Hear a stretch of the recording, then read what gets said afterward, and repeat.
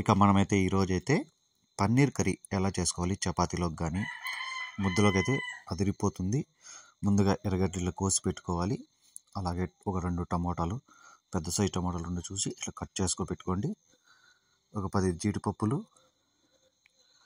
ఒక చిన్న అల్లం ముక్క ఒకటి, అలాగే వెల్లుల్లి 2 పెద్ద సైజువి, లేకుంటే చిన్న ముట్ట 3-4, బిర్యానీ చెక్క, లవంగాలు ఒక 3, ఎలకలు ఒక 3, బిర్యానీ ఆకు, జీలకర్ర, కొత్తిమీర, గరం మసాలా, నెయ్యి, సాల్ట్, పసుపు పొడి, మిరప్పొడి, ధనియాల పొడి. ఇవి అన్నీ మనకు కావాల్సినవి. అవి చేయడానికి మనకు కావాల్సిన పదార్థాలు ఇవన్నీ ముందుగా ఇట్లా ప్రిపరేషన్ చేసి పెట్టుకోండి. మళ్ళీ తర్వాత చూసుకుంటే జీడిపప్పు మిక్సీలోకి వేసి గ్రైండర్ చేసుకోండి.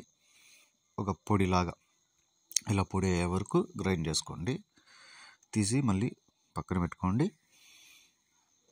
ఆ తర్వాత స్టవ్ ఆన్ చేసి కడాయి పెట్టి దాంట్లో ఒక 2 టేబుల్ స్పూన్ల నెయ్యి వేసుకోండి.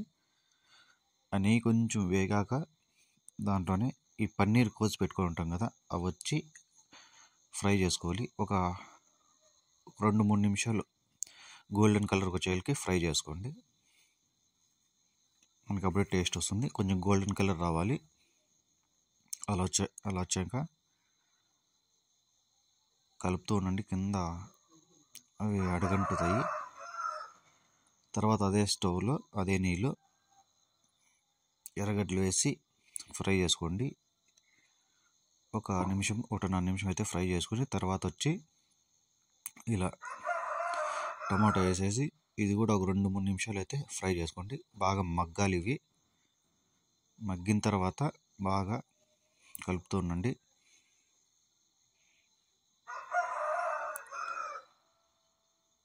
బాగా గోల్డెన్ కలర్కి ఎర్రగడ్డలు కానీ టమాటా కానీ బాగా మగ్గిన తర్వాత మనము ఏమైనా తక్కువ ఉంటే కొంచెం ఆయిల్ కూడా వేసుకోవచ్చు, లైట్గా ఒక 1/2 టేబుల్ స్పూను. మళ్ళీ ఇవంతా తీసుకొని చల్లారాక ఒక మిక్సీలో వేసుకొని చల్లారినాక ఒక మిక్సీలో వేసుకోండి. మిక్సీ జార్లో అల్లం ముక్క,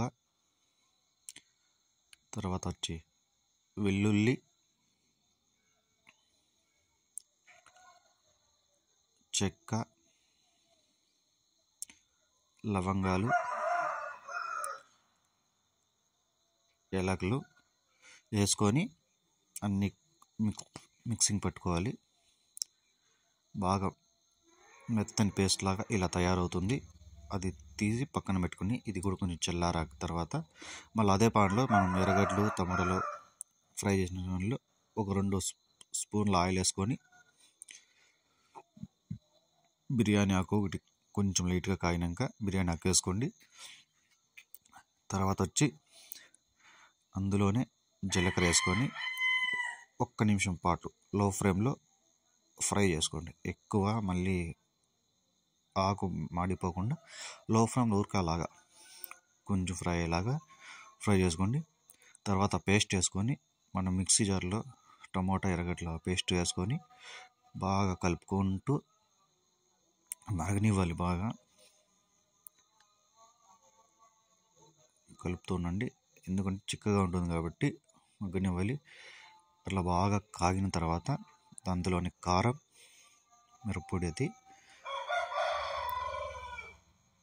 చిటికెడు పసుపు, సాల్ట్ మనకి ఎంత కావాలంత తగినంత సాల్ట్ వేసుకోండి. కారం కావాలనుకుంటే కారం కూడా ఒక 1/2 స్పూన్ ఎక్కువ వేసుకోండి. మనకు తక్కువ కాబట్టి 1 స్పూను 1.5 స్పూన్ వేసినాను. ధనియాల పొడి కూడా ఒక 1/2 స్పూను. అన్నీ మిక్స్ చేసుకోవాలి. అలా మిక్స్ చేసుకున్నాక మనకి గ్రేవీ కావాలనుకుంటే వాటర్ వేసుకోండి.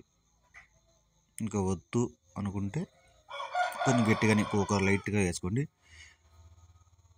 అదే దాంట్లో వాటర్ వేస్తున్నాము. మీకు కావాలనుకుంటే కొంచెం వాటర్ వేసుకోవచ్చు, లేదు ఇంకా అంటే వాటర్ కూడా తగ్గించుకోవచ్చు. నేను కొంచెం వాటర్ ఎక్కువే వేసాను, ఎందుకంటే ఇది వచ్చి చపాతీ దాంట్లో కావాలి కాబట్టి కొంచెం వాటర్ కొంచెం ఎక్కువ వేసుకున్నాను. మీకు చిక్కగా కావాలనుకుంటే చిక్కగా కూడా పెట్టుకోవచ్చు. అలాగే బాగా మగ్గనివి కొంచెంసేపు పెట్టినాక చూడు ఇలా మగ్గాలి బాగా. ఈ పచ్చికారం వాసన అంతా పోతుంది. ఒక 5 minutes అలా మగ్గిన తర్వాత మళ్ళీ జీడిపప్పు పొడి వేసుకోవాలి. జీడిపప్పు పొడి వేసి బాగా కలిపి ఇది 1 నిమిషం 1.5 నిమిషాలు కాగినాక మళ్ళీ పన్నీర్ కోసి పెట్టుకున్న ఫ్రై చేసుకున్న పన్నీర్ వేసి దాంట్లో వేసుకోవాలి. ఇది మనకు ఒక 2 minutes కాగితే చాలు.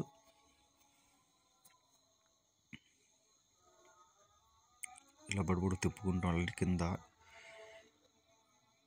ఇవి పట్టకుండా.